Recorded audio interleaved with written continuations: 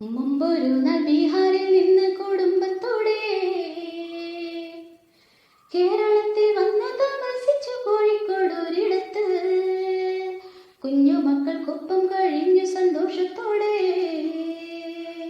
തൊട്ടടുത്ത മുസ്ലിം കുടുംബത്തോടൊപ്പം സന്തോഷത്തോടെ ശിവാഞ്ജലി എന്ന കുഞ്ഞുമകളെയും കൂടെ പിറപ്പുകളെയും സ്വന്തം മക്കളെ പോലെ സ്നേഹിച്ച വീട്ടിലെ മാതാപിതാക്കൾ. കുട്ടികൾക്ക് ഭക്ഷണം വാങ്ങുമ്പോൾ ഒപ്പമാർക്കും ഭക്ഷണം വാങ്ങും. മക്കൾ വിളിക്കുന്നത് പോലെ ഉപ്പ ഉമ്മ എന്നാരും വിളിക്കും. ഒരു വീട്ടുകാരെ പോലെ അന്യോന്യം സഹകരിച്ചെന്നും കഴിഞ്ഞിടുന്നു. ഇന്നും അവർക്കൊപ്പം ആ കുടുംബം അതേ സന്തോഷത്താൽ കഴിഞ്ഞിടുന്നു. കല്യാണം കഴിഞ്ഞതിന് ശേഷവും ശിവാഞ്ജലി കേരളത്തിൽ തന്നെ താമസിച്ചു കുറച്ചു നാളുകൂടി. പാനിപ്പൂരി ഷോപ്പ് നടത്തി ജീവിച്ചിടവേ യുപിക്കാരൻ ഭർത്താവിൻ നാട്ടിലേക്ക് എത്താൻ നിർദ്ദേശമായി.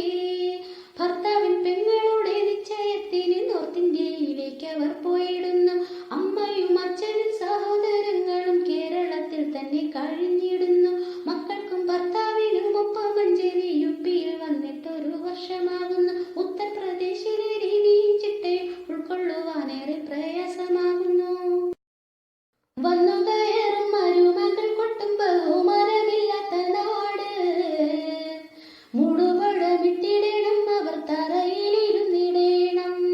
വീട്ടിലെ ജോലികളെല്ലാം മരുമകൾ തന്നെ ചെയ്തു തീർത്തിടണം. ജോലി കഴിഞ്ഞല്ലാതെ ഭക്ഷണം കഴിക്കുവാനും പാടില്ല. കേരളത്തിൽ പോകാനും എനിക്ക് മോഹമുണ്ട്. നാത്തൂന്റെ കല്യാണമായി അതിനാൽ പോകാൻ കഴിയുന്നില്ല. എന്നായാലും കേരള